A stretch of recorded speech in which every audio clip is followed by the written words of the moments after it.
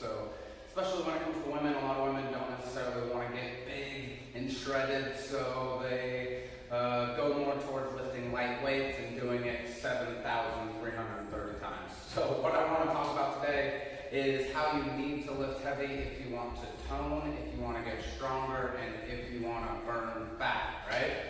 So let's talk about that a little bit, endurance and strength. So when we're talking about lifting a weight a lot of times, we're talking about endurance, right? We're building up that stamina to be able to do something so often.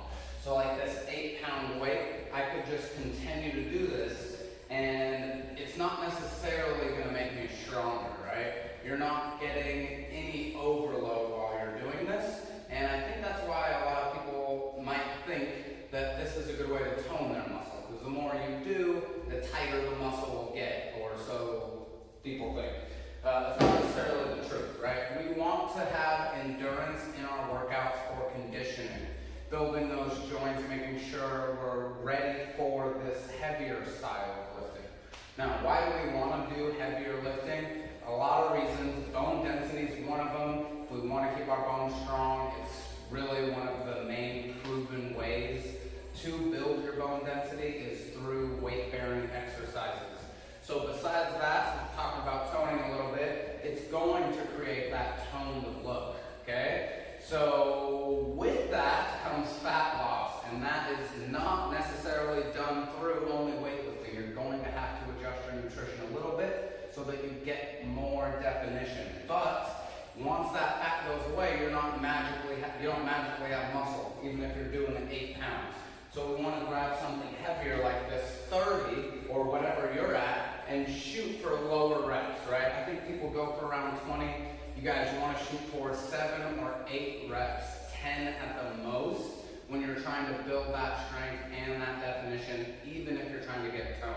So if I have this weight and I can only do it 8 times, I'm squeezing everything tight, just showing you a bicep curl just for the sake of it, and now I'm having to overload that muscle as I lift. I'm getting much more work on my bicep for each rep. And that way, I'm only doing 8, right? And I might do 8 for 2 weeks. And then after that 2 weeks, I'm going to be able to do 10.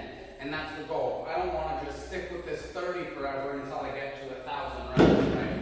I would do that 30 until I can get up to 12, maybe 13 reps. And that's a good way to ensure your joints are ready for it. And then you can jump up to maybe 32.5s or 35s. So you want to keep that in mind, guys, when you're doing this.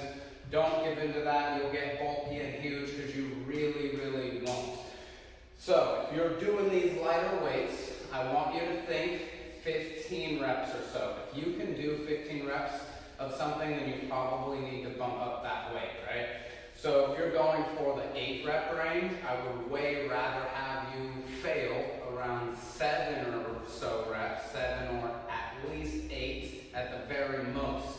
So 9 reps, we're doing too many. I would try to go up just a little bit so that you're lifting heavier, right?